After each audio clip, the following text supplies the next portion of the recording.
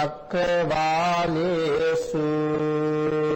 අත්‍රා ගච්ඡන්තු දේවතා සද්ධම්මං මුනි රාජස්ස සුනන්තු සග්ග මොක්ඛදං ධම්ම ශ්‍රවණ කාලෝ අයං භදන්තා ධම්ම ශ්‍රවණ කාලෝ අයං භදන්තා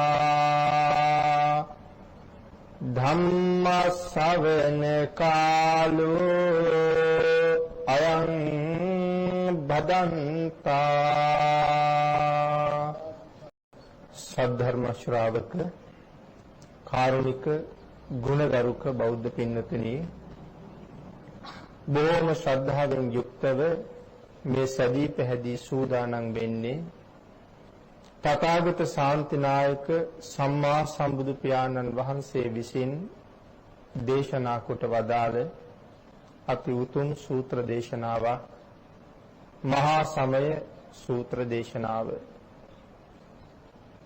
තුන්වෙනි කොටස තමයි අද දවසේ මේ ආකාරයෙන් දේශනාවට භාජනය වෙන්නේ.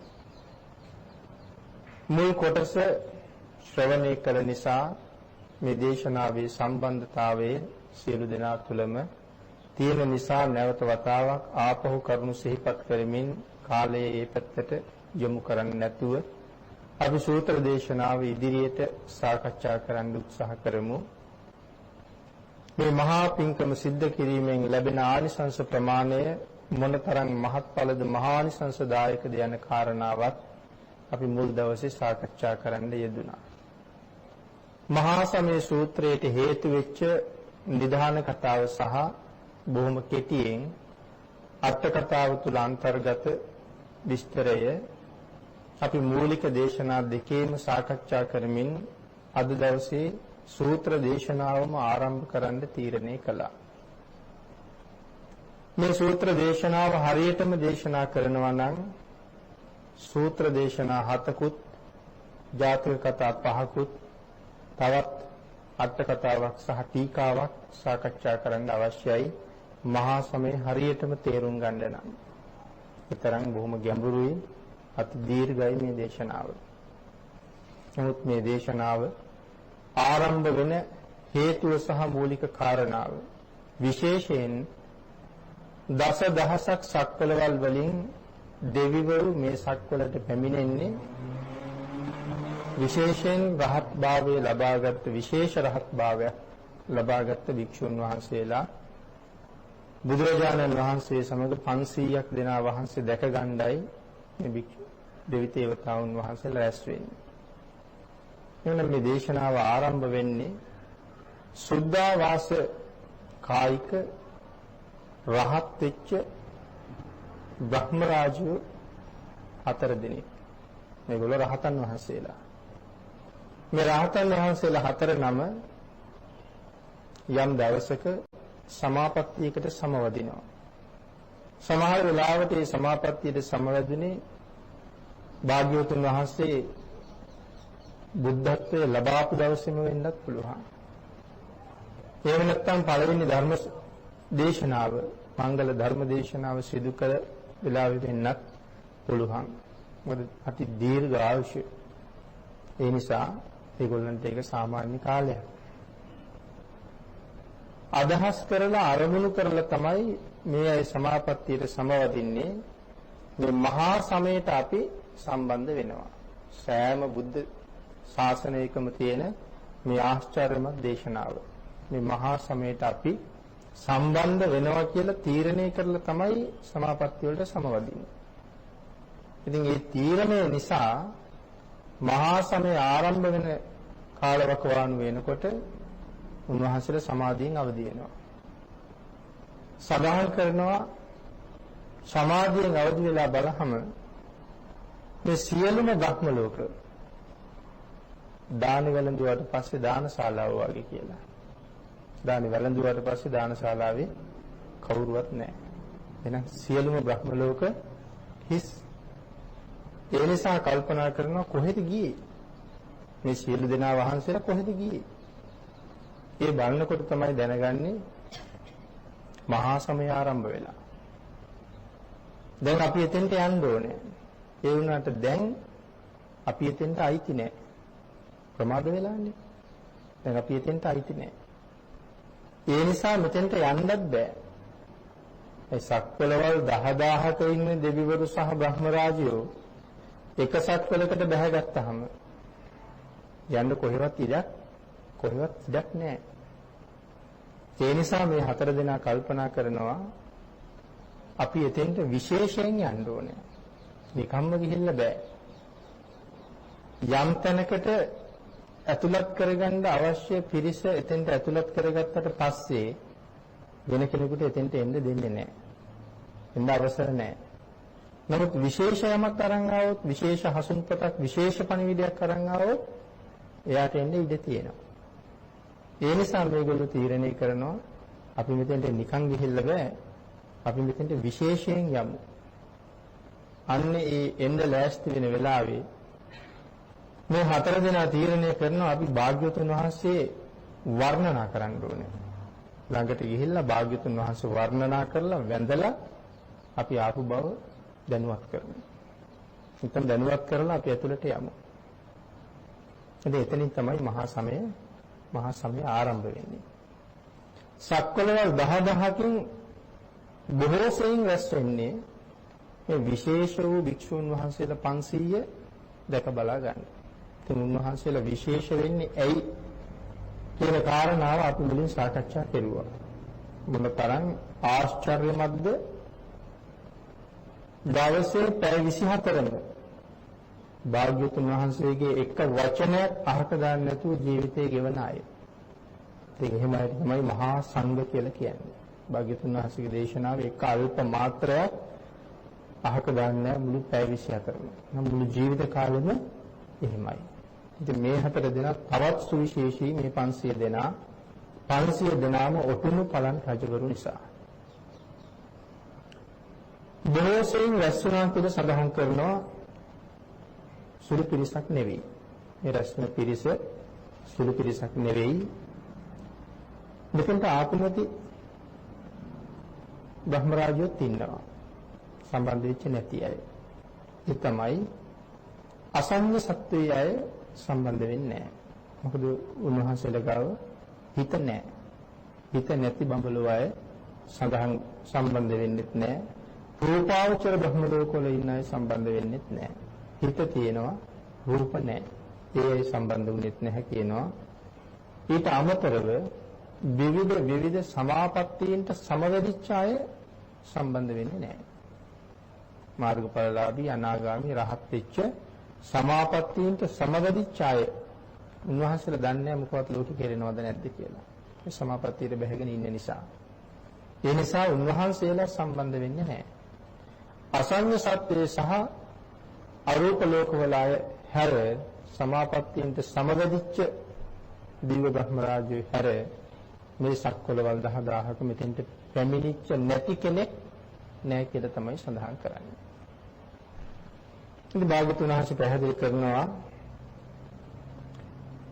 මහා වනේ කපිලවස්තුපුර මහා වනේ හාත්පසින්ම පිහිටපු දෙවිවරු මේ ප්‍රකාශය කරනකොට මහා වනේ හාත්පස පිහිටපු සියලුම දෙවිවරු හෙළ වෙනවා කියලා. මේ මහා වනේ හාත්පස කියනවා මේ පහළ ඉන්න අය. දේව නගර සඳහන් කරනවා 63000ක් විතර. මහා වනේ හාත්පස දේව නගර 63000ක් පමණ මේ සියලු දෙනාම සැලවෙනවා. ඒ නිසා තමයි මේගොල්ලෝ අවදි වෙන්නේ මහා වනේ මහා සමයට සම්බන්ධ වෙන්නේ. දැන් එතකොට දේව නගර 63000ක් කියලා කියහම සුළු පිරිසක් නෙවෙයි එතනම. අති විශාලතර වූ පිරිසක් ඒ වටේට එකතු වෙනවා කියලා සඳහන් වෙනවා. ඒගොල්ලෝ එකතු වෙන්නේ අනික හැමෝටම කතා කරනවා. ආයාම ආයාම භෝ කියලා කතා කරනවා. එහෙම නැත්නම් එමු මහා සමයේ පටන් අරගෙන යන්නේ එමු කියලා තමයි මේ ආයාම භෝ කියලා කියන්නේ. පින්වතුනි එමු කියන ආමන්ත්‍රණය කරලා තමයි මේ සියලු දෙනා රැස් වෙන්නේ. මොකද මේ රැස් වෙන්නේ? මේ දේවනගර 63000ම එකතු වෙලා රැස් වෙන්නේ බුද්ධ දර්ශනම් බහූපකාරං. එමු කවුරු දකින්නද? බුදු පියාණන් වහන්සේ දකින්න. බුදු පියාණන් වහන්සේ දකින්න එක බහූපකාරං. බොහෝ උපකාර සහිතයි. සද්ධම්ම ශ්‍රවණං බහූපකාරං. ධර්ම ශ්‍රවණය කරන්න එන්න බොහෝ උපකාර සහිතයි. බික්කු සංඝ දර්ශනං බහූපකාරං. ආර්ය මහා සංඝයා දකින්න එක බොහෝ උපකාර සහිතයි.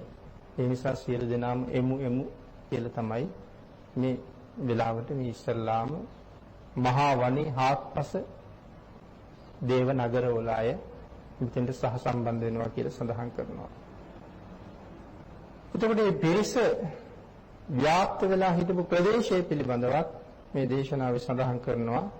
මේ ශබ්දය අහලා ගව් භාගය ගව්ව, යදුන් භාගය යදුන, ගව් භාගය ගව්ව, යදුන් භාගය යදුන. එහෙම තමයි මේ හඬ පැතිරිලා යමින් මේ පිරිස රැස් වෙනවා කියලා සඳහන් කරන්නේ. ද්‍රෝණ මුඛ මේ කාරණාව හරියටම අපිට පැහැදිලි කරන්න බෑ. මේ ද්‍රෝණ මුඛ කියන කාරණාව රැස් වෙන හැටි, රැස් වෙන පිරිස සඳහන් කරනවා 99 ලක්ෂයක් ද්‍රෝණ මුඛ වලින් පැමිණියා කියලා. 99 ලක්ෂයක් ද්‍රෝණ මුඛ.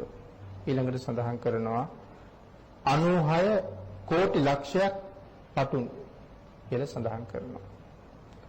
56ක් රතනාකර සහ කුඩා දිවයින් 2000 මේ ප්‍රදේශයෙන් පැමිණෙනවා. 99 ලක්ෂයක් ද්‍රෝණ මුඛ, 96 කෝටි ලක්ෂයක් පතුන්, 56ක් රතනාකර සහ කුඩා දිවයින් 2000ක්. අතිශයින්ම විශාල පිරිසක් මේ අවස්ථාවට සම්බන්ධ වෙනවා.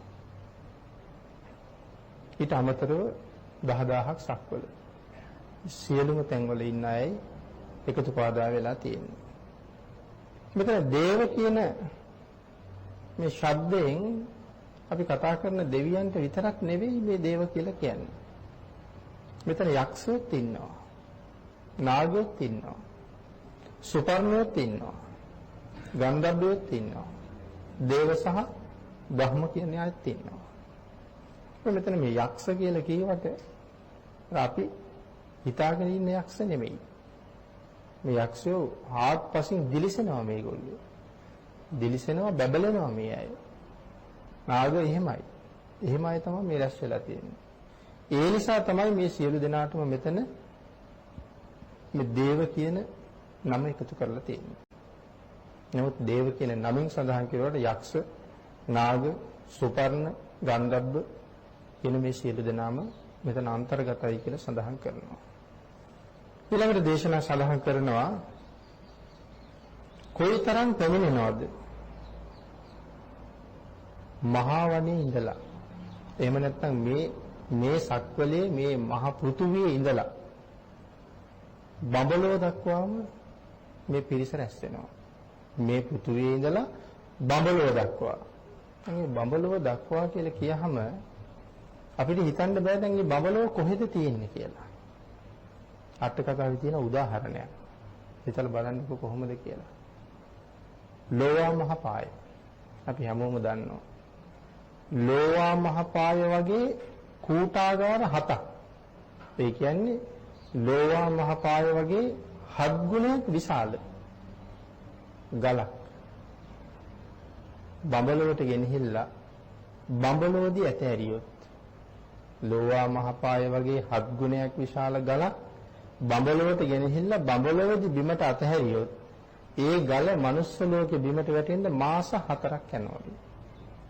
හිතා ගන්න ප්‍රමාණය. මෙතරම් විශාල ගල බඹලොවෙන් ඇතෑරියාම මනුස්ස ලෝකෙට වැටෙන්න මාස 4ක් යනවා. ඒ කියන්නේ එහෙනම් බ්‍රහ්ම ලෝකෙ තියෙන්නේ ඒ තරම් ඈත. නමුත් මේ රැස්වීම වෙලාවේ මේ මහ පොළොවේ ඉඳලා මේ බඹලොව දක්වාම මේක මේ මුළු සක්වල පුරා මේක මේ ජම්බුද්වීපේ විතරක් නෙවෙයි මුළු සක්වල පුරාම මේ දෙවිවරු රැස් වෙලා ඉන්නේ. කොහොම රැස් වුණාද කියලා මෙතන සඳහන් කරනවා හරියට මල් විසිකලා වගේ. හැම තැනම මල් දැම්මා වගේ.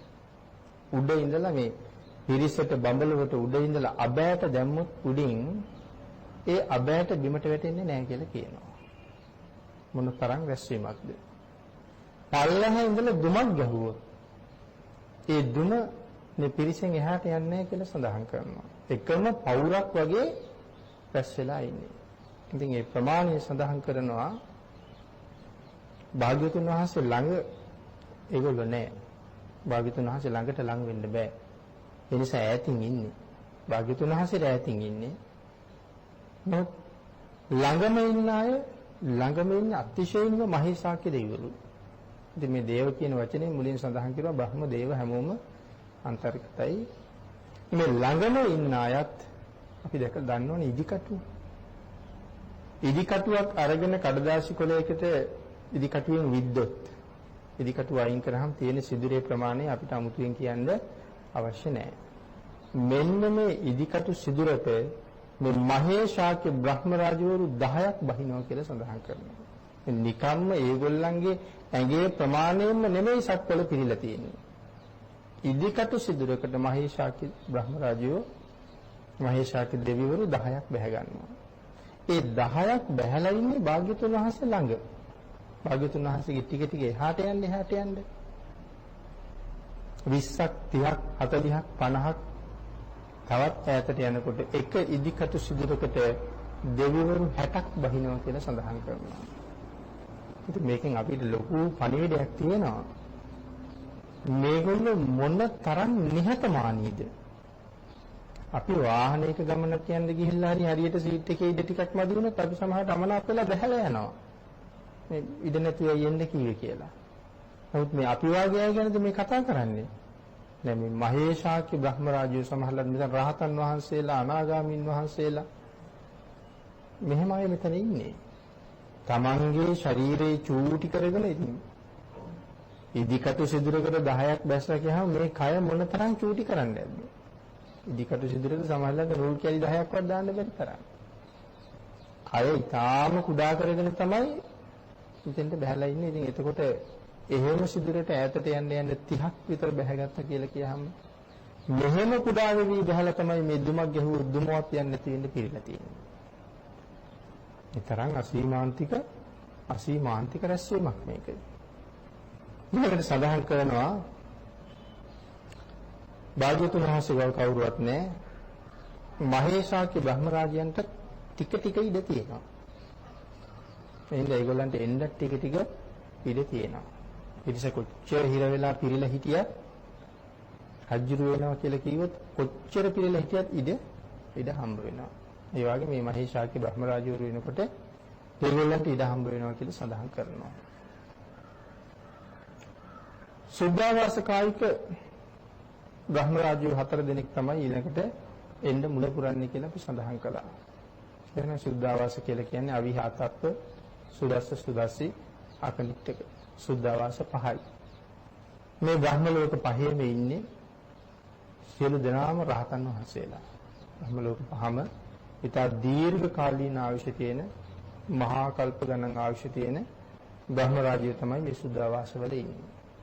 ඉතින් අපේ බුදු පියාණන් වහන්සේ මහා මායා දේවීන් වහන්සේගේ කුසෙන් මේ ලෝකෙට බිහි වෙන වෙලාවේ මේ වෙලාවෙත් මහා කල්ප 16000 අපි දැන් සූත්‍රයේ මුල කල්පය ගැනත් පොඩි හැඳින්වීමක් කළා. මහා කල්ප 16000ක් ආයුෂ තියෙන බ්‍රහ්ම රාජය ඇවිල්ලා සිද්ධාර්ථ ගෞතමයන් වහන්සේ ගාව මේ ඉපදිච්ච ගමන් දන ගහලා වඳිනවා. උන්වහන්සේලා රහත් වෙලා මේ වඳින්නේ රහතන් වහන්සේලා. මේ සියලු කෙලෙස් ප්‍රහීණය කරපු ලෝක ධාතුවේ ඉන්න අති උත්තමයන් වහන්සේලාගෙන් මේ වන්දනාව ලබන්නේ තාම රහත් වෙච්ච නැති කෙනෙක්. එතකොට බෝධිසත්ව කියලා කියන්නේ කොයි වාගේ කොයි වාගේ පුණ්‍යවන්තද කියන තීරණයටවත් අපිට යන්න පුළුවන්කමක් නැහැ. ඉතින් ඒ කාරණාව දිගින් දිගට පැහැදිලි කරනවා. භාග්‍යවතුන් වහන්සේ වෙන කෙනෙක් ළඟ නැගිට්ටොත් එහෙම මොකද වෙන්නේ කියලා. මේ සූත්‍රයේ ඉස්සරහට සාකච්ඡා වෙන නිසා අපි ඒකට ඉඩ තියාගමු. ඉතින් එහෙම භාග්‍යවතුන් වහන්සේට ගරු කරපු අය මේ සුද්ධාවාසවල තමයි ඉන්නේ. බිහි වෙන තැනට මේගොල්ලෝ එනවා. මහා මායා දේවියගේ කුසෙන් බෝසතාණන් වහන්සේ බිහි වෙන වෙලාවෙත් මේ රහත් වෙච්ච බ්‍රහ්ම රාජ්‍යෝ 4 දෙනෙක් තමයි රත්තරන් දැලක් අරගෙන ඉන්නේ. රන් දැලක් අරගෙන ඇවිල්ලා දරුවා මව් කුසෙන් බිහි වෙනකොටම මේ රන් දැලෙන් තමයි බාරගන්නේ. අතින් එහෙම අල්ලන්නේ නැහැ. එහෙම අල්ලන්නේ නැත්තේ අපිරිසිදු නිසා එහෙම නෙවෙයි. අපි උපදිනකොට නම් අතිශයින්ම අපිරිසිදුයි. නමුත් සඳහන් කරනවා භාග්‍යවතුන් වහන්සේ මව් කුසෙන් ඉපදෙනකොට කසී සලුව කොතල තිබිච්ච ඉන්ද්‍රනීල මාණික්කයක් වගේ. කිසිම අපිරිසිදු බවකුත් නැහැ. අම්මට කිසි වේදනාවකුත් නැහැ. අපි ඉපදෙන්නේ කොහොමත් හිස පහලට. නමුත් භාග්‍යවතුන් වහන්සේ විතරයි ලෝක ධාතුවේ ඉස්සරලා පය උපදින්නේ. ශිරිපතුල. ධර්මාසනයකින් බහිනවා වගේ තමයි මව් කුසෙන් එළියට එනවා කියලා සඳහන් කරන්නේ. ඒ නිසා මේ අතින් අල්ලන්නේ නැත්තේ ගෞරවය නිසා. අල්ලන්න බෑ. ඒ නිසා තමයි රන් දැලක් අරගෙන එන්නේ. මේ දැලෙන් බාර අරගෙන ඊට පස්සේ තමයි සතර වරන් දෙවිවරුන්ට බාර කරන්නේ. ඉතින් මෙතෙන්ට රහතන් වහන්සේලා පැමිණීමේ තව හේතුවක් තියෙනවා. මහා මායා දේවිය කියලා කියන්නේ අපි සඳහන් කළා මේ ලෝකේ ලස්සන වර්ණනා කරන්න බැරි කාන්තාවක්. ලස්සන වර්ණනා කරන්න බෑ. ඉතින් මහා මායා කියලා නම තියලා තියෙන්නේම ඒකයි. යසෝදරා දේවියන් වහන්සේ වර්ණනා කරන්නත් බෑ. ජනපද කල්යාණි විතරක් වර්ණනා කරලා තියෙන්නේ මේ දෙදෙනා වහන්සේ වර්ණනා කරන්න බැරි නිසා. ඉතින් ඒ තරම් රූප සම්පත්තියක් තියෙන කෙනෙක් මේ වාගේ අවස්ථාවක් ළඟට සාමාන්‍ය පුතග්ජන අය ආවොත් මේ කාම හැඟීමක් රාග හැඟීමක් පහළ වෙයි. එහෙම නොවෙන්න තමයි එහෙමනොත් පව් සිද්ධ වෙනවා. එහෙම නොවෙන්න තමයි මේ රහතන් වහන්සේලා මෙතෙන්ට වඩින්නේ. ඊට පස්සේ තමයි සතරවරන් දෙවිවරුන්ට බාර කරන්නේ. ඒගොල්ලෝ මංගල සම්මත අඳුන් දිවි සමකින් තමයි බෝධිසත්වයෝ බාරගන්නේ. දෙවියන්ට සතරවරන් දෙවියන්ට බාරගන්න තියෙන ඉහළම අඳුම. නැත්නම් අඳුන් දිවි සම මංගල සම්මත අඳුන් දිවි සම කියලා කියන්නේ දායක අති විශේෂ පළසක් වෙන්න පුළුවන්.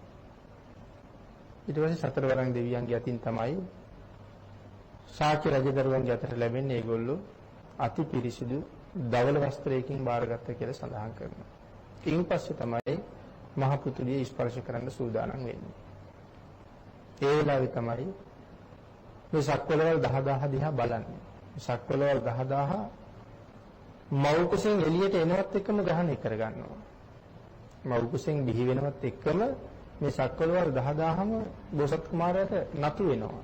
නිකම්ම නතු වෙනවා. අමුතින් නතු කරගන්න දෙයක් නෑ. ඒලා තමයි මේ ගුණවතුන්ගේ සිරිතනේ තමන්ට වඩා ගුණවත් අය තමන් යන සභාවේ ඉන්නවද කියලා ඉස්සෙල්ලා බලනවා. ඒක තමයි ගුණවතුන්ගේ හැටි.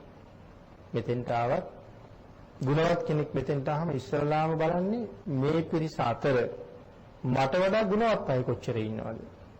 එහේ ඉන්නවනම් ඒ අයට වන්දනා කරලා තමයි තමන්ට නිසි ආසනයේ ගාවට යන්නේ. ඉතින් ඒ නිසා තමයි බෝසතාණන් වහන්සේ බලන්නේ මේ සක්වලේ මට වඩා උසස් අය ඉන්නවද? එහෙම බලහම නැහැ. ක්‍රමක්‍රමයෙන් මේ 10000ක් සක්වලවල් දිහාම බලනවා. සිය දිසාවෙම දෙවිවරු ഘോഷා කරනවා ස්වාමීනි ඔබ වහන්සේට වඩා උසස් අය ලෝක ධාතුවේ තව කොහෙද? එතකොට එහෙම කියන්නේ රහතන් වහන්සේලා තාම වැඩ ඉන්න වෙලාවක. සුද්ධාවාසවල රහතන් වහන්සේලා වැඩ ඉන්න වෙලාවකයි මේ කියන්නේ ඔබ වහන්සේට වඩා උසස් අය තව කොහෙද? එහෙනම් බෝධිසත්ව කුමාරයා ඊටත් වඩා බොහොම ඉහළින් ඉන්නේ. ඒකයි මහා කල්ප 16000ක් ආයුෂ තියෙන බ්‍රහ්ම රාජ්‍යෝ වන්දනා කළා කියලා සඳහන් කරන්නේ. නම් බෝසතාණන් වහන්සේට ඉහළ වන්දනා කරන්න ආපු බ්‍රහ්ම රාජ්‍යෝ මෙන්න මේ සුද්ධාවාසවල තමයි වැඩ වාසය කරලා තියෙන්නේ.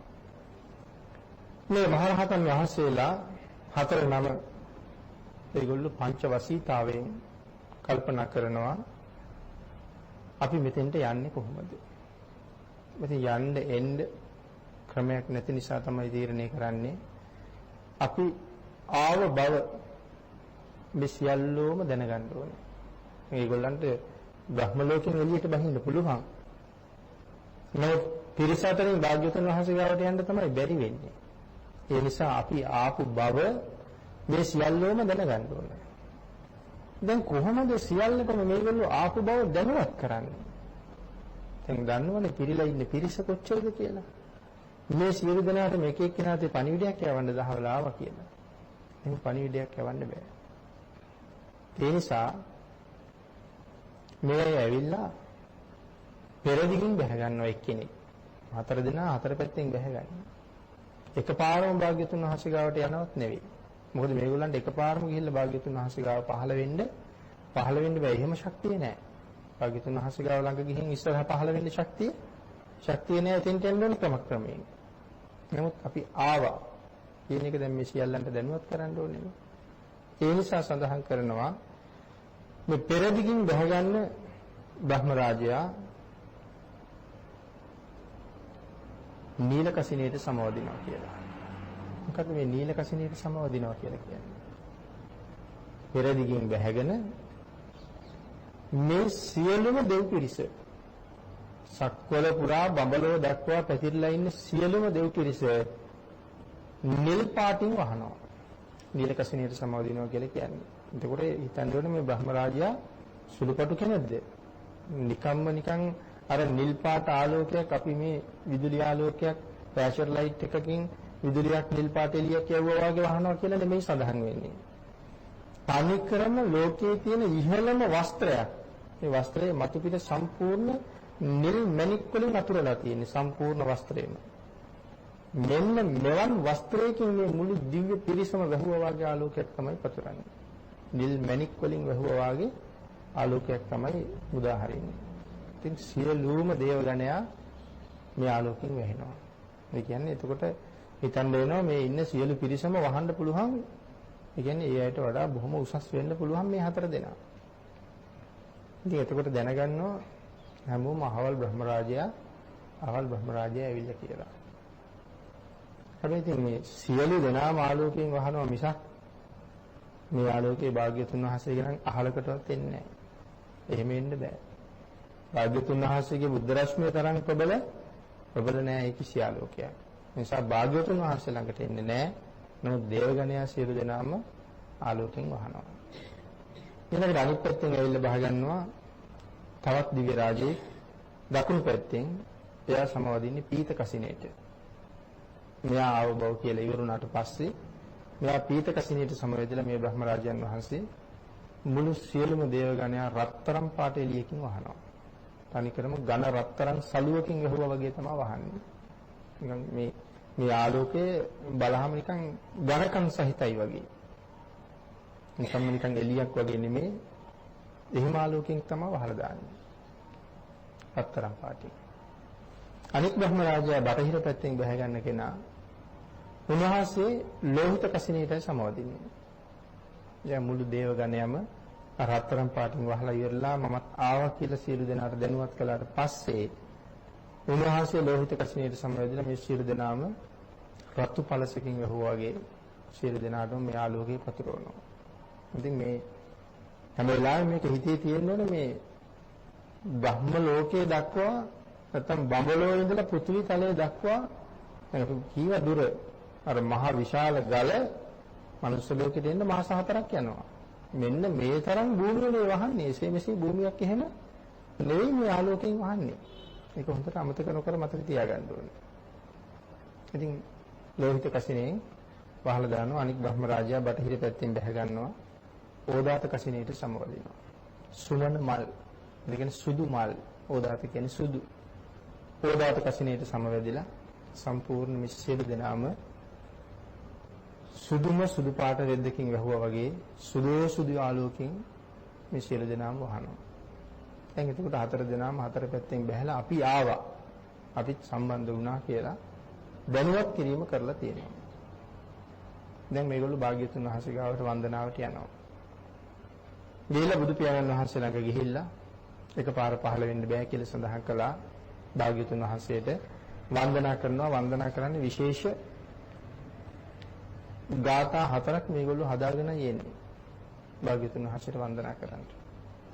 ඉතින් සඳහන් කරනවා මේ හදාගෙන ආපු ගාථාව එක එක්කෙනා සඳහන් කරන ගාථාවට වඩා අනිත් එක්කෙනා සඳහන් කරන ගාථාව මහත් වූ ආනුභාවයෙන් යුක්තයි, ආනුභාව සහිතයි.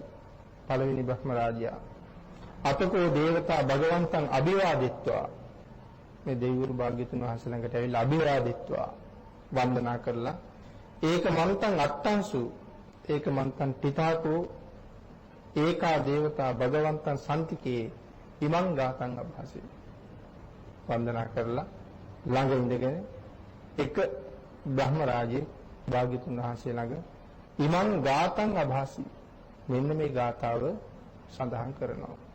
මේක තමයි මෙතෙන්ට එන්න පාවිච්චි කරගෙන ආපු ක්‍රමය. භාග්‍යතුන් වහන්සේත් වර්ණනා කරමු කියලා හදාගත්ත පළවෙනි කෙනාගේ ගාතාව. ඒ කියන්නේ මේ නීලකසිනියට සමවැදිච්ච කෙනා වෙන්න ඕනේ. මොකද පළවෙනියෙන් සඳහන් කරන්නේ නීලකසිනිය ගැන. මහා සමයෝ පවනස්මින් දේව කායා සමාගතා ආගතම්හ ඉමං ධම්ම සමයං දක්කිතායේ අපරාජිත සංගන්ති. මහා සමයෝ පවනස්මින්, මෙතන පවන කියලා සඳහන් කරන්නේ කැලේට, මහා වනේ. ඒක තමයි මේ මහා සමය කියලා. මහා සමයෝ පවනස්මින්, මේ පිරිස රැස් වෙලා ඉන්න මේ වනය, මහා වනය පවන කියලා කියන සඳහන් කරන්නේ මහා වනය. දේව කායා සමාගතා, අති විශාලතර වූ දෙවියන්ගේ සමාගම රැස්වීම, එහෙම නැත්නම් සමිතිය.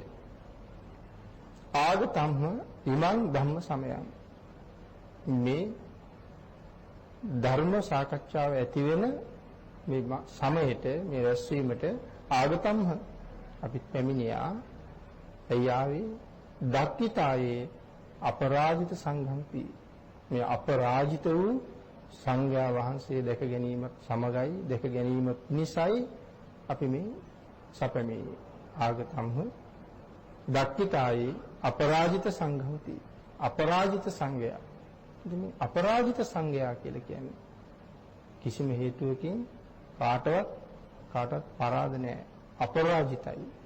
ඒකට තව කියනවා අපි අජානීයයි කියලා. අපරාජිතයි, පරාද නැහැ, අජානීයයි, බය නැහැ. මොකද්ද මේ අජානීය කියන වචනේ තේරුම? බය නැහැ කියන එක. ඉතින් අපි අහලා තියෙනවා අජානීය අශ්වයෝ. ඉතින් අශ්වයෝ විතරක් නෙමෙයි අජානීයේ ඉන්නේ. අජානීය හස්තියෝ, අජානීය වෘෂභයෝ, එහෙම තියෙනවා. ඉතින් මේගොල්ලෝ කොච්චර නිර්භයද සඳහන් කරනවා. යම් තැනක හිටගෙන ඉන්න වෙලාවේ මේ හස්තියෙක්, අශ්වයෙක්, වෘෂභයෙක් පාද දෙක ගාව අකුණක් පුපුරුවොත් හැරිලා බලන්න යාළු මොකද්ද ඇහිච්ච සද්ද කියලා. ඒ තරම් නිර්භයයි කියලා සඳහන් කරනවා. ඉතින් මේ භික්ෂුන් වහන්සේ අපරාජිතයි, අජානීයයි. ඉන්දියාවේ තිබුණ කුල 4ක්. මේ කුල 4 පහත්ම කුලේ තමයි ශුද්‍ර, බැල මෙහෙවරකම් කරපු අය. ඉතින් බ්‍රාහ්මණයෙක්, ශාස්ත්‍රීයෙක්, වෛශ්‍යයෙක් පාරේ යනකොට ශුද්‍රයෙක් පාරේ හිටියොත් එහෙම කසපාර ගහනවා. මොකද ශුද්‍රයා දකින්න එක පවා අවාසනාවක්. ඒ නිසා මේ උසස් කුලවල අය පාරේ ඇවිල්ලා තියෙන්නේ සීනුවක් නාද කරමින්. ඒ සීනුවේ හඬ ඇහෙනකොට පාරේ ශුද්‍රයෝ ඉන්නවනම් දන්නවා උසස් කුලයක කෙනෙක් ඉන්නවා. කොහාට හරි කැලෑවකට අකුලකට පැනලා කොහොම හරි උඹස් ගැටයකට හරි මුවා වෙලා මේගොල්ලෝ යනකම් හැංගෙනවා. ඊට පස්සේ තමයි අය පාරට ඇවිල්ලා දැන් මේගොල්ලෝගේ කටයුත්ත පාරවල් සුද්ධ කරන එක, ඇලවල් සුද්ධ කරන එක, වැසිකිලි සුද්ධ කරන එක, ඒවා තමයි ඒගොල්ලන්ගේ රැකියාව පහත්ම පන්තියේ තියලා තියෙන්නේ. ඉතින් සුනීතත් එහෙම කෙනෙක්. කසල සෝදකෙක් නෙමෙයි. ඉතින් භාග්‍යතුන් වහන්සේ එන බව දැනිලා සුනීතත් ඉක්මනට පාරෙන් අයින් වෙනවා, මේ අයින් වෙලා හැංගෙනවා. නමුත් බුදු පියාණන් වහන්සේ එදා වඩින්නේ සුනීතට පිහිට වෙන්නේ. සුනීත පිටට එහා පැත්තේ ඉන්නේ. නමුත් භාග්‍යතුන් වහන්සේ කතා කළේ. භාග්‍යතුන් වහන්සේට නොපෙනී මේ ලෝකේ කිසි කෙනෙකුට හැංගෙන්න තැන නැහැ. ඒ නිසා කතා කරලා එන්න කියලා. සුනීත කැමති නැද්ද පැවිදි වෙන්න? සුනීතට මොන තරම් සතුටක් ඇති වෙන්නේ නැද්ද? සුනීත කියනවා ස්වාමීනි කවුද මම පැවිදි කරන්නේ? මම පැවිදි කරන්නම් කියලා තමයි එක ගිහිල්ලා පැවිදි කරන්නේ. සුනීත රහත් වෙනව නොබෝ කාලෙකින්. අන්න ඒ රහත් වුණාට පස්සේ ඒ කතාව කියන්නයි මෙතෙන්ට ආවේ. මහා බ්‍රහ්ම රාජයා සක්වලවල් 10000ක් සක්වලවල් 1000ක් මේ මහා බ්‍රහ්මයාගේ ඇඟෙන් විහිදෙන ආලෝකයෙන් ආලෝකමත් කරනවා. මේ සූර්යයාට පුළුවන්කම තියෙන්නේ එක සක්වලයි ආලෝක කරන්න එක සූර්යයකට. නමුත් මේ බ්‍රහ්ම රාජයාට පුළුවන් සක්වලවල් 1000ක් ආලෝකමත් කරන්න. තමන්ගේ ශරීර ප්‍රභාවයෙන්. එවන් බ්‍රහ්මයා සුනීත මහරහතන් වහන්සේ ළඟට ඇවිල්ලා දන ගහගෙන දෝත නලල මත තියාගෙන වන්දනා කරන පුරුෂ අජානීයයන් වහන්සේ මහා පුරුෂයන් වහන්සේ ඔබ වහන්සේට මාගේ নমස්කාරය කියලා. එතකොට සුනීත හිටියේ කොහොම තැනකද? අද සුනීත කාගෙන් වැඳුම් ලබන තැනට ගෙනාවද? නම් භාග්‍යතුන් වහන්සේගේ ශාසනයේ මේ සංඝයා කියන කෙනා කොතන ඉන්න කෙනෙක්ද කියන එක හරියටම තේරුම් ගත්තේ නැත්නම් පව පුරව ගන්න එක තමයි වෙන්නේ. හරියටම තේරුම් ගන්න කියලා දේශනා කරනවා. ඉතින් ඒකයි මුලින්ම සඳහන් කළේ පැය 24ම භාග්‍යතුන් වහන්සේගේ දේශනාවේ අල්ප මාත්‍රයක් ඉක්මවන්න නැතුව ජීවත් වෙනවා කියන එක සුළුපටු කාරණාවක් නම් මේ ඉතින් එහෙම ජීවත් වෙන්න පුළුවන් නම් තමයි මහා සංඝ කියන තැනට හරියටම ගැලපෙන්නේ. ඉතින් එහෙම සංඝයා වහන්සේලා දකින්න තමයි මේ අපරාජිත සංඝංති මේ ආර්ය මහා සංඝයා දැක ගන්නයි අපි ආවේ කියලා පළවෙනි බ්‍රහ්ම රාජයා ඒක දැනුවත් කරලා නැවත එයා සක්වල මුව විටට ඒ කියන්නේ එයා බැහැගත්තු තැනටම ගිහිල්ලා නතර වුණා කියලා සඳහන් කරනවා. ඊට පස්සේ තමයි අතකෝ අපරා දේවතා භගවතෝ සම්තිකේ ඉමං ගාතං අබාසි. ඉන්පසු අනිත් බ්‍රහ්ම රාජයා භාග්‍යතුන් වහන්සේ ළඟට ඇවිල්ලා වන්දනා කරලා මේ දෙවෙනි ගාතාව කියනවා. තම සඳහන් කරනවා తත්‍ර භික්ඛවේ සමාදහංසු චිත්තං අත්තනෝ උජුකමකංසු. తත්‍ර භික්ඛවේ සමාදහංසු චිත්තං අත්තනෝ උජුකමකංසු. මේ ස්ථානයේ සිටින භික්ෂූන් තමන්ගේ හිත ඍජු කළ අය. මේ ස්ථානයේ සිටින භික්ෂූන් තමන්ගේ සිත ඍජු කළ අය. කෙලෙසුන් නැසූ අය. සියලු කෙලෙසුන් නැසලා ඉන්නේ. මාර්යෝ තුන්දෙනෙක් නැති කරලා ඉන්නේ. ක්ලේශ මාර, මච්චු මාර, අபிසංස්කාර මාර. මේ තුන්දෙනා නැති කරලා ඉන්නේ. එතකොට ක්ලේශ මාර ඍජු කළා කියලා කියන්නේ සියලු කෙලෙසුන් නැසුවා කියලා කියන්නේ කෙලස් 1500යි. මේ කෙලස් 1500ම නැති කරලා ඉන්නේ. ඍජු කියලා කියන්නේ සඳහන් කරන්නේ ඒකයි. ඉතින් භාග්‍යවතුන් වහන්සේ අපිට මොන තරම් අනුකම්පා කළාද? මේ කෙලස් 1500ම නැති කරපු අය තමයි ඍජු. සසරින් එතරට ගියපු. ඉතින් එහෙනම් ඒ කෙලස් 1500ම අඩු නැතුව ඔබ මාගාව තියෙනවා. ඒ කියන්නේ මේ කෙලස් 1500 තියෙන තාක්කල් අපි තාම සසරින් එතරට මෙතරින් එතරට යන සේයාවක්වත් අපි ගාව නැහැ. ඉතින් මේ 1500 තියාගෙන අපිට සතර පායෙන් නිදහස් වෙන්න පුළුවන් වෙයිද? සතර පායෙන් නිදහස් වෙන්න පුළුවන්කමකුත් නැහැ. ඉතින් මම සඳහන් කළා භාග්‍යවතුන් වහන්සේ කොච්චර අනුකම්පා කළාද කියලා. ඒ නිසා අපිට සිල්පද 5ක් දේශනා කළා. නිරන්තරයෙන් රකින්න කියලා. ඉඳලා හිටලා රකින්න කියලා එවන මේ දේශනා කෙරුවේ. නිරන්තරයෙන් රකින්න කියලා. ශාක්‍ය රජ කෙනෙක් බුදු පියාණන් වහන්සේ ළඟට ගිහිල්ලා කියනවා ස්වාමීනි හරිම ආඩම්බරින් කියන්නේ. ස්වාමීනි අපි මාසෙකට එක දවසක්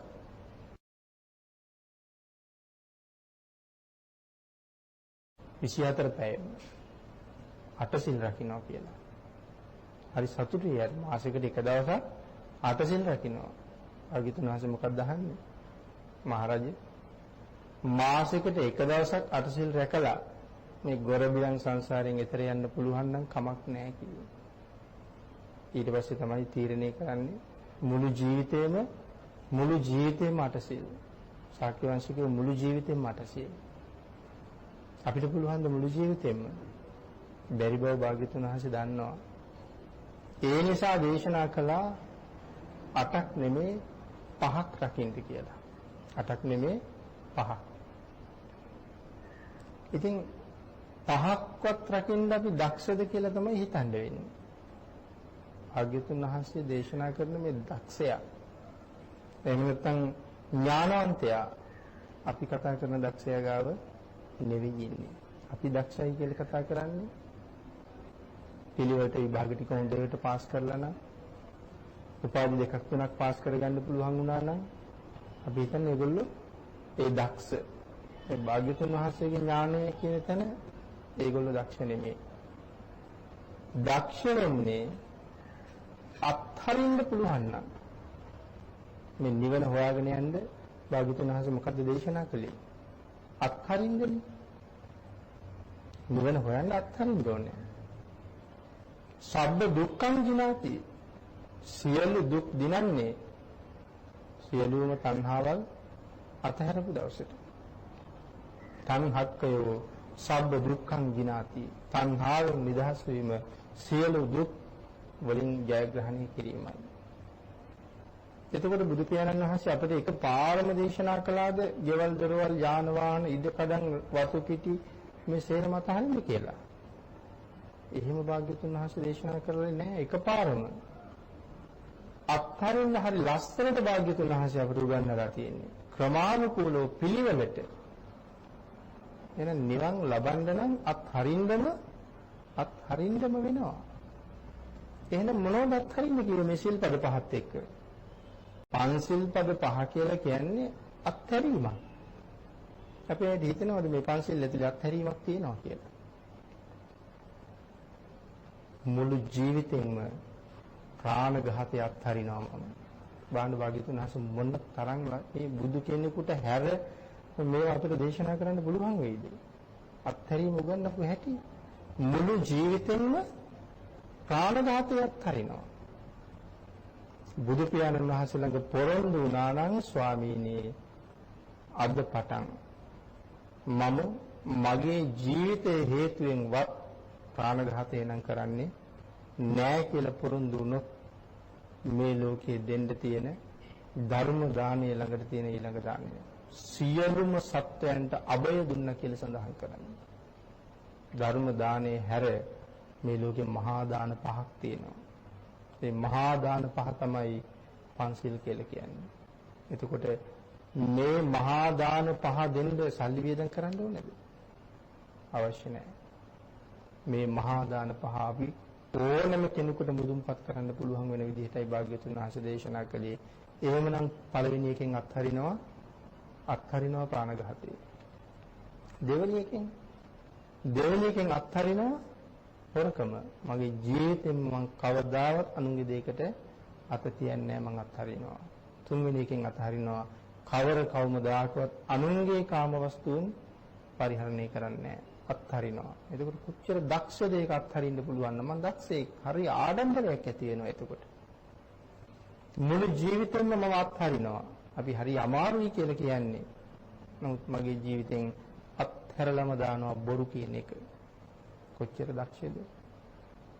මුළු ජීවිතෙම මම රහමෙර පානය කරන එක අත්හරිනවා. මේ දැක පෙනි ළඟ තියාගෙන ළඟ මේසේ ඉන්න කෙනා පාවිච්චි කරනවා බල මමත් මෙතෙක් පාවිච්චි කළා. මම දන්නවා රස ගුණ ඔක්කොමත් මම දන්නවා. ලබහම තියෙන ආස්වාදයත් මම දන්නවා. ඒකේ වටිනාකමක් දන්නවා. ඒ සියල්ල දැක මගේ ඉස්සරහ පිට ඉන්න කෙනා පාවිච්චි කරද්දිනුත් නෑ මම අත්හැරියමයි කියලා ඉන්න පුළුවන් නම් ඒගොල්ලෝ හැබැයි වීරයෝ. ඒගොල්ලන්ට වීරයෝ කියන්නේ අත්හැරීම. ප්‍රගුණ කරන්න කියලා දේශනා කළේ ඒක. එමෙ බුදු පියාණන් වහන්සේ මේ සිල්පද පහකින් අපි කොච්චර ඉහළට ගෙනවද? කොච්චර ඉහළට ගෙනාවද කියනවනම් මේ කෙලස් 1500ක් නැති කරලා යන්න තියෙන සුගතිය මේ සිල්පද පහෙන් සඳහන් කරන කරුණු පහ අත්හැරීමෙන් සතර අපායන් නිදහස් කරනවා කියන්නේ මේ පහට මොන තරම් ශක්තියක් තියෙනවද? පුංචි කාරණා පහක්ද අපිට මේ දේශනා කරලා තියෙන්නේ. ඒ නිසා දේශනා කළා ආරක්ෂා කරන්න 8ක් බැරි නිසා මේ පහ නිරේට ගෙනියන්න නම් කාටවත් බෑ. ඉතින් ඒත් එකට එකතු කරලා තියෙනවා තව කරුණු තුනක්. අපි ඒක ඉස්සරහට සාකච්ඡා කරනවා. එහෙනම් අත්හැරීම භාග්‍යතුන් වහන්සේ අපට දේශනා කළා. එහෙනම් මෙතන සඳහන් කරන්නේ తත්‍ර භික්ඛවෝ සමාධංසු චිත්තං අත්නෝ උජුකමකංසු. මේ කෙලස් අතහැරලා ඍජු වෙච්ච වික්ෂුන් වහන්සේලා දැක ගන්න. සාරතීව නෙත්තානි ගහෙත්වා ඉන්ද්‍රියානි රක්칸ති පණ්ඩිතා. සාරතීව නෙත්තානි ගහෙත්වා. කාටද මේ සාරතී කියලා කියන්නේ? සාරතී කියන්නේ රියදුරට. සාරතී කියන්නේ රියදුරා. දැන් එතකොට නෙත්තානි ගහෙත්වා හරි දක්ෂ රියදුරේ. එයාගේ රතය එයාගේ කරත්තේ මේ රැහන අතේ තියාගෙන ඉන්නේ. දැන් එතකොට කරත්තේ අදින කෙනාට ඕන පැත්තට අදින්න දෙන්නේ නැහැ. රැහන අතේ තියාගෙන ඉන්නේ. ඉන්ද්‍රියානි රක්칸ති පණ්ඩිතා. දැන් මොකද්ද රතය? රතේ තමයි තමන්. මෙහෙම බලහම මේ වාඩි කරලා තියෙන ඔක්කොම රත. දැන් එහාට මෙහාට දුවන පයින් සත්තු 5 දෙනෙක් විතර ඉන්නවා මේකේ. මේ රතේ බැඳලා. මේක පදවන්නේ ඒගොල්ලෝ. ඒගොල්ලෝ ටික බැඳපු රැහන් ටික අතේ තියාගෙන ඉන්නේ. අපිද මේ වික්ෂුන් වහන්සේලා. අපිට ඒ රැහන් ටික අල්ලගන්න තාම හයිය නැද්ද කොහෙද? අල්ලගෙන ඉන්නේ. හිටපු ගමන් අතෑරලා කඩාගෙන ගිහිල්ලා ඇහැ පැත්තක ගිහිල්ලා මම දන්නෙත් නෑ කවුදෝ දිහා බලාගෙන ඉන්නවා. විවිධ අපවිත්‍ර කෙලෙස් වැగిරෙන සිත් වලින් අපි කවුද දිහා බලාගෙන ඉන්නවා. පස්සේ තමයි තේරෙන්නේ මම මේ වැරදි වැඩක් කර ඉන්නේ කියලා. අපිට තේරෙන්නෙත් නෑ ගිහිල්ලා බව. කනත් එහෙමයි. දිවත් එහෙමයි. සීමාවක් නෑ. දිවටත් එහෙම නෑ. ඒ නිසා භාග්‍යතුන් වහන්සේ දේශනා කළා මේ බොහෝ රෝගවල උපත තියෙන්නේ කොහෙද? මෙයා හරියට බැඳගත්තා නම් මේ දිව කියන කෙනා බොහෝ රෝග වලින් නිදහස් වෙන්න පුළුවන්. සමව පැහෙන ගහණියක් තියාගන්න කියලා දේශනා කළේ ඒකයි. ඉතින් අපේ සමව පැහෙන්නේ නැහැ නේ. විනාඩි 5න් 5ට පැහෙන්න සිද්ධ වෙනවා. ඉතින් උදේ ආහාර ගත්තට පස්සේ දවල් ආහාරය ගන්න කම්ම නිදහස තියෙනවා නම් ආමාශයට හරි වටිනවා. එතන ඉඳලා රාත්‍රියට ආහාර ගන්නවා නම් එතෙක්ම එයාට නිදහස දෙනවා නම් හරි වටිනවා. මේක එහෙම නෑ. ඒගොල්ලෝ හරියට වෙහෙසවා පවතින නිසා අපි එන්නේ රෝග බහුල වෙලා තියෙනවා. ඉතින් අපි හරියට කුස පිරෙන ආහාරයක් ගන්නෙත් නෑනේ. ඉතින් එහෙම කියන්නේත් අපිට හරියට වැඩ. ඒ නිසා මගින් යන ගමන් කඩේකින් මොනවා හරි අරගෙන බනිස් කිඩියක් හරි මොකක් හරි ඕක කුසට දාගත්තට වැඩි වෙලා යන්නේ ටික වෙලාවකින් ආයෙ බඩ ගිනිනවා. නමුත් අර වගේ බර ආහාරයක් ගත්තාම වරුවෙන්න පුළුවන්. මේකෙන් බෑ. නමුත් අර විදිහට කරන්න ගියපු නිසා නිතර ආහාර ගන්න වෙන නිසා විවිධ රෝගාබාධ වල උපතක් එතන තියෙනවා. එහෙනම් අපිට බැරි වුණා ඒ ටික පාලනය කරගන්න. නමුත් මේ පඬිතයෝ මේ වික්ෂුන් වහන්සේලා 500 ගැන මේ වර්ණනා කරන්නේ. මේගොල්ලෝ හරි දක්ෂ රියදුරෝ මේ සතාට ඕන හැටියට රතේ අදින්න දෙන්නේ රැහන් ටික අතේ තියාගෙන ඉන්නේ. එනිසායි මෙතන සඳහන් කරන්නේ ඉන්ද්‍රියානි රක්칸ති පණ්ඩිතා. මේ ඉන්ද්‍රියන් රැකගත්ත පඬිතයෝ කියලා සඳහන් කරලා උන්වහන්සේත් බොහොම සතුටින් ඒ වර්ණනාව කරලා එතන ඉවත් වෙනවා. අතකෝ අපරා දේවතා භගවතෝ සම්තිකේ ඉමං ගාතං අභාසී. අනිත් බ්‍රහ්ම රාජයාත් ඊළඟට උන්වහන්සේගේ කාරණාව සඳහන් කරනවා. උන්වහන්සේ හදාගෙන ආපු කාරණාව මුල් කාරණා දෙකට වඩා මේක තවත් ඊටාම ඉහළ මට්ටමේ තියෙන කාරණාවක්. එතනදී සඳහන් කරනවා චෙත්වා කීලං චෙත්වා පලිගං ඉන්ද කීලං උහච්ච මනේජා තේ චරන්ති සුද්ධා විමලා චක්කුමතා සුදන්තා සුසුනාගාති. මේ තුන්වෙනි බ්‍රහ්ම රාජයා වර්ණාවට හදාගෙන ආපු ගාථාව. චෙත්වා කීලං චෙත්වා පලිගං. මොකද්ද මේ කීල කියලා කියන්නේ? ඉස්සර නගරයක්